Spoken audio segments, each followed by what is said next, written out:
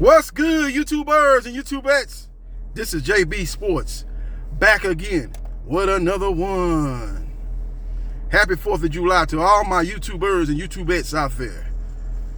Now, according to some people that follow boxing and cover boxing, they have YouTube channels and they have been saying that they heard through the grapevine that Errol Spence Jr. versus Spence-Crawford will be announced today. And I'm here to tell you right here and now that that's cap. If you hear a channel, if you've seen a channel say that, hey man, I'm hearing that the fight's gonna get announced on July the 4th. I don't know where they got that from. You know, this YouTube internet gossip is running prevalent nowadays, man. You hear a lot of misinformation, a lot of stuff to get out there, and people take it and run with it, and people are like, oh man, this is gonna happen. Nah.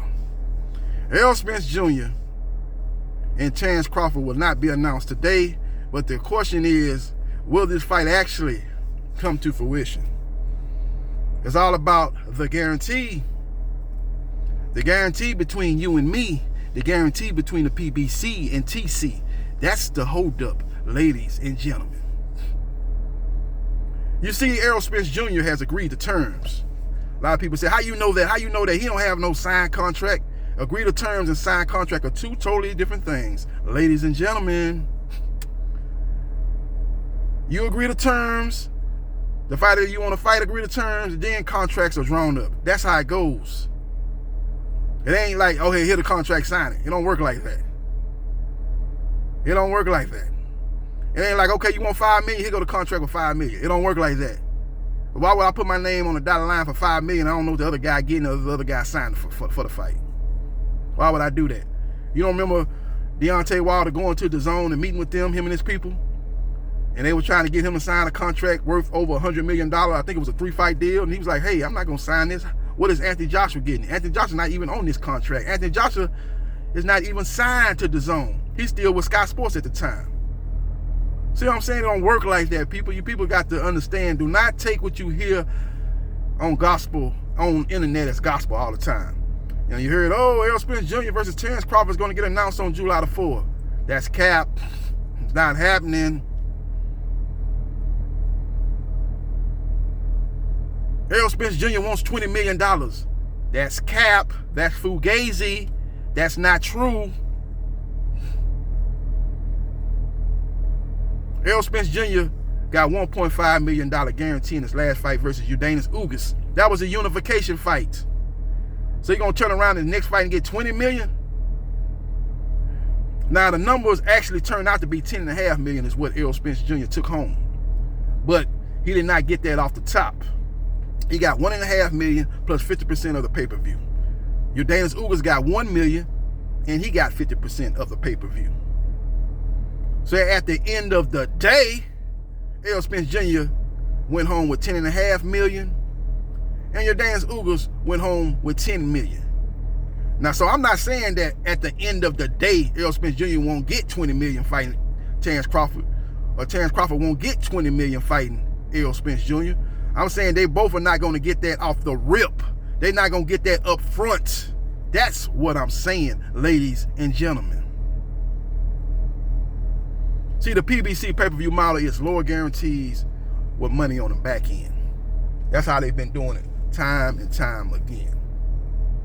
So that's where we stand right now. We at a standstill. Spence-Crawford has a lot of pride. He don't want to come over here and look weak.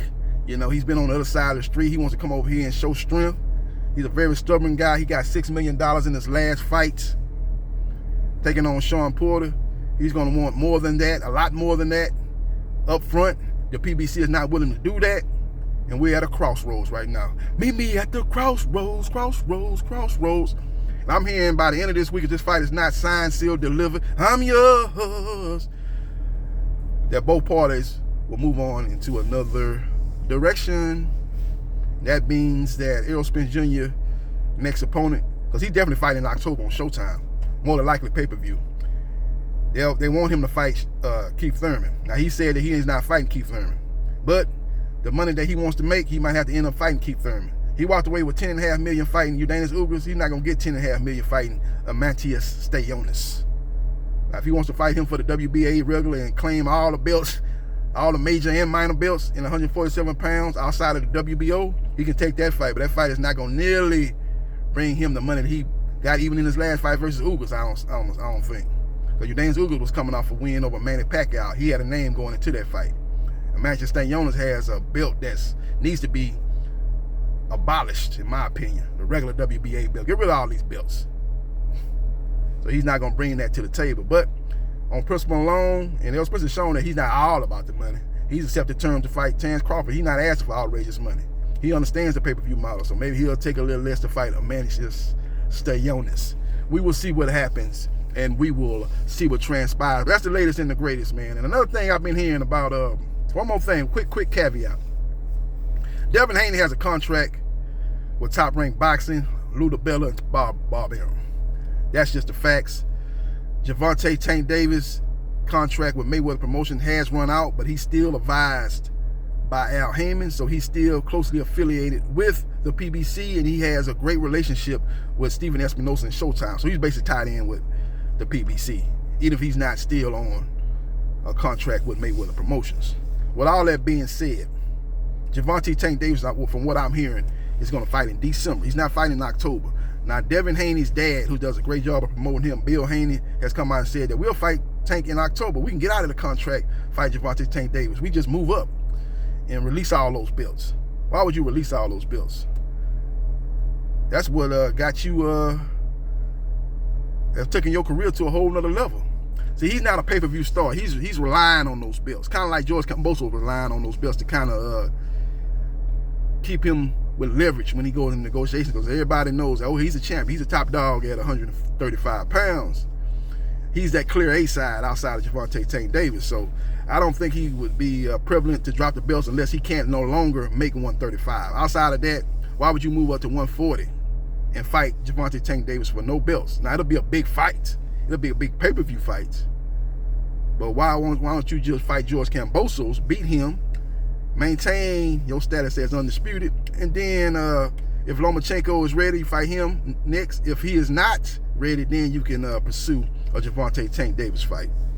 That would be a huge fight that ESPN and Showtime can come together just like they did with Deontay Wilder versus Tyson Fury. I think that'll be the best course of action if I'm Team Haney. So we will see what happens, and we will see what transpires. Devin Haney's probably fighting in October, but it'll be a rematch versus George Kambosos, whether it be over there in Australia if they want to put up the money, or back here in the States. That's his next fight. And Gervonta Tank Davis' next fight will be in December versus Michael Rivera, a.k.a. a young Cassius Clay, as you've seen him put on that persona in his last fight. So we will see what happens, and we will see what transpires. Let me know your thoughts about Spence-Crawford, Errol Spence Jr.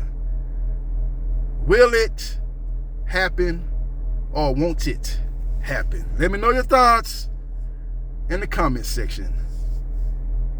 And let me know your thoughts about Devin Haney versus George Kambosos 2, and Gervonta Tank Davis versus Michael Rivera, who is the highest ranked non-champion in the WBA. So he's in prime position, and he's also advised by Al Heyman. So that's an in-house fight, and it's easy to make. So that should be the next fight for Gervonta Tank Davis at 135. Let me know your thoughts. Follow me on Facebook, Gerard.Briscoe.3551. Like, share, and subscribe to JB Sports, the man, the myth, the legend. And I holla.